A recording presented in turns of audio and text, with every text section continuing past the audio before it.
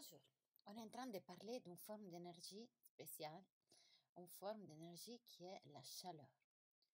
La chaleur, c'est une forme d'énergie pour laquelle on peut mesurer. On peut mesurer la chaleur par rapport aux effets qu'elle produit. Quel est l'effet de l'échange de chaleur? La variation des températures. C'est pour ça qu'on peut utiliser cette formule que vous voyez en tant que mesure de la chaleur.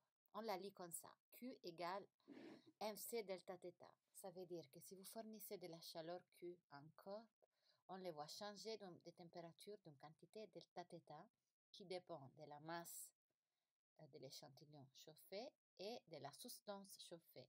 Pour représenter la substance chauffée, on a la spéticée, la chaleur massique, une information tabulée dans les formulaires pour chaque substance et par rapport à l'état de la matière considérée. Si vous avez un corps composé par plusieurs substances, c'est le cas pour une casserole, un thermos, un fer à repasser, on ne va pas considérer les différentes masses des différentes substances, on peut calculer une quantité qui parle de la totalité de l'objet, c'est mu, la capacité calorifique en joule par kilogramme. Cette valeur est typique pour chaque objet, donc soit on vous fournit cette information dans les données, soit on vous donne tout le reste, on vous demande de les calculer. Quand on a l'énergie, on a dit que la chaleur est une forme d'énergie et on est en train tout le temps de transformer l'énergie d'une forme à l'autre. À chaque fois qu'on transforme l'énergie d'une forme à l'autre, on est en train d'utiliser une machine. Et donc, on peut visualiser une énergie à l'entrée et une énergie à la sortie. Est-ce qu'il y a un lien entre la quantité d'énergie à l'entrée et la quantité d'énergie à la sortie? Oui, le lien, c'est le rendement. Le rendement d'une machine, c'est égal au rapport entre l'énergie à la sortie et l'énergie à l'entrée. On peut l'exprimer en pourcentage. Et dans un cas idéal, toute l'énergie d'entrée se transforme en énergie à la sortie. Dans ce cas-là, vous avez le rendement à 100%, parce que ce rapport donne 1. Mais dans les cas réels, à chaque fois que vous utilisez une machine, vous n'êtes pas seulement en train de transformer l'énergie pour réaliser l'opération souhaitée, mais il y a aussi d'autres opérations qui ne sont pas souhaitées, mais qui se produisent. Et donc, il y a une partie de l'énergie à la sortie qui n'est pas valable par rapport à la finalité pour laquelle on utilise la machine. Ce qui fait que l'énergie à la sortie est toujours plus petite dans les cas réels comparé à l'énergie à l'entrée. Et c'est pour ça que le rendement est inférieur à 1, inférieur à 100%. Quelles sont les formes d'énergie à l'entrée qu'on peut imaginer? On va considérer des systèmes où on veut des machines qui chauffent. Donc, l'énergie à la sortie, c'est la chaleur pour chauffer de l'eau, de l'huile, etc. Une maison. Et quelle est l'énergie à l'entrée? On a vu deux formes d'énergie possibles pour l'énergie d'entrée. Un, c'est l'énergie électrique. Imaginez un bouilloire, vous la branchez au réseau pour chauffer de l'eau. Donc, vous transformez de l'énergie électrique de départ en chaleur. Est-ce qu'on peut mesurer cette énergie électrique? L'énergie électrique que vous avez consommée, que vous avez empruntée au réseau et que donc vous sera facturée, c'est égal à la puissance électrique fois le temps. Dans ce cas-là, la puissance électrique, c'est le rythme auquel la machine consomme de l'énergie électrique. Et donc, si vous multipliez la puissance fois le temps, vous obtenez l'énergie électrique utilisée. Une autre méthode qu'on utilise depuis l'Antiquité pour transformer l'énergie en chaleur, c'est l'énergie chimique, due par exemple à un processus de combustion. Quand vous brûlez quelque chose, une masse M de combustible, cela dégage une certaine quantité d'énergie qui dépend de H, le pouvoir calorifique du combustible. Donc, selon le combustible brûlé, celui-ci vous rapporte une certaine quantité d'énergie. H, c'est la quantité d'énergie dégagée par kilogramme de combustible brûlé.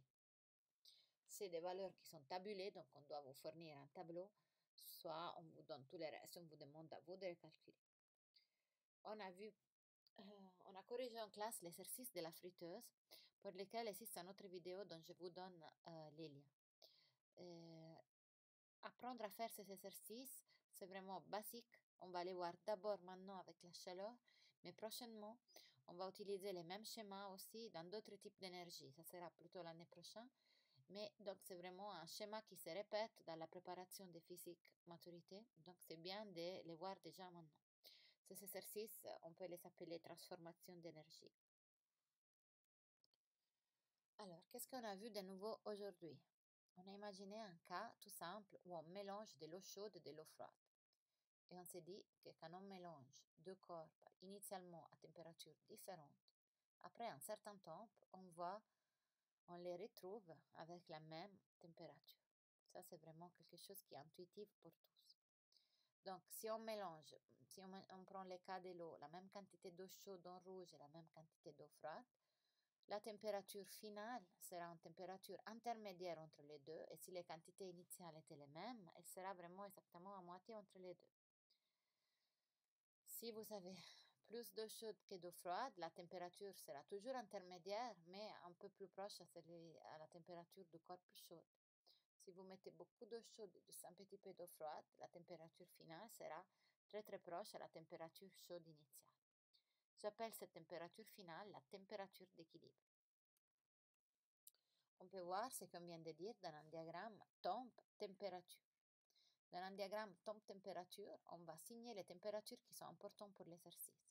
Si on mélange deux corps de températures différentes, ça veut dire qu'un des deux sera un corps plus chaud et l'autre un corps plus froid que l'autre. Et ça, c'est la situation de départ. Après un certain temps, on les retrouve les deux à la température d'équilibre. Ça, c'est quelque chose d'intuitif, ça fait partie de notre expérience. Très bien. Mais maintenant, on essaie d'adopter les regards des physiciens. Quand un physicien regarde ces situations, comment on peut décrire ce qui se passe? On observe les corps chauds se refroidir jusqu'à atteindre la température d'équilibre. S'il se refroidit, ça veut dire qu'il est en train de céder de la chaleur. Donc, il y a un échange d'énergie. Les corps chauds cèdent de l'énergie. En même temps, le corps froid, il voit sa température augmenter. Et donc, il est en train d'acquérir de la chaleur. Il donc aussi participe à cet échange de chaleur. Si les systèmes qu'on considère isolés, donc il n'y a pas de chaleur qui provient d'autres sources, dans un système isolé, autant de chaleur est cédée par les corps chauds, autant de chaleur est repris par les corps froids.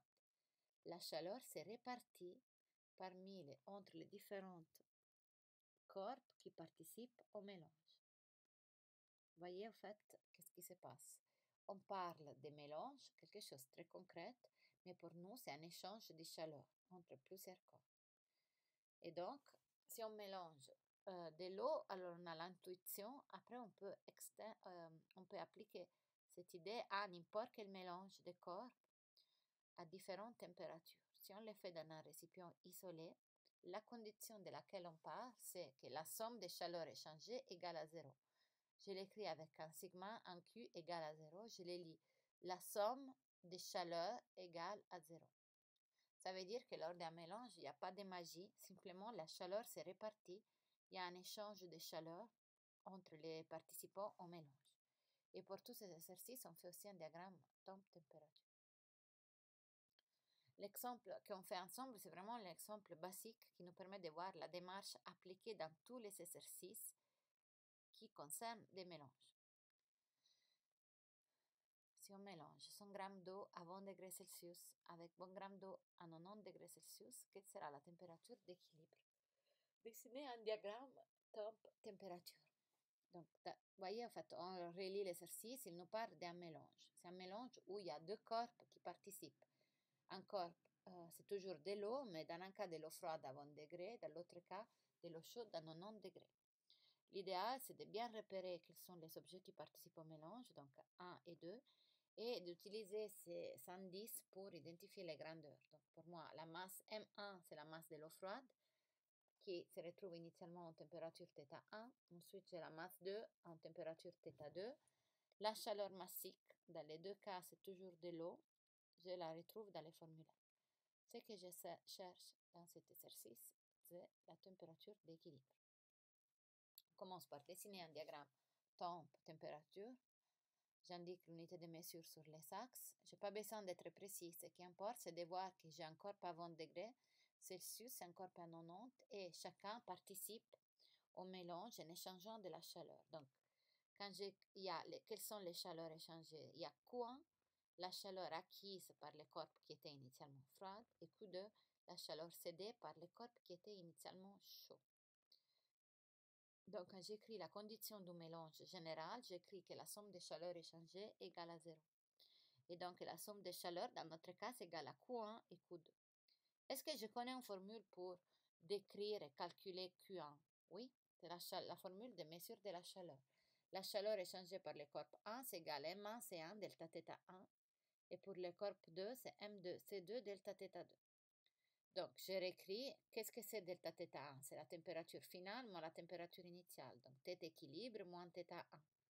Et pour le corps 2, pareil, c'est θ équilibre moins θ 2. Je cherche la température d'équilibre. Alors, dans ce cas-là, C1 est égal à C2, donc je peux même simplifier la chaleur massique. Ça ne serait pas le cas si j'ai des substances différentes. Si je cherche la température d'équilibre, elle apparaît 2 fois dans cette condition. Donc, j'utilise la propriété distributive, j'enlève les parenthèses, et donc je peux écrire M1 θ équilibre moins M1 θ 1 plus M2 θ équilibre moins M2 θ 2. Je factorise θ équilibre, et donc en fait je peux trouver la température d'équilibre, 31,7 degrés Celsius. Ce qui compte, c'est vraiment voir la démarche.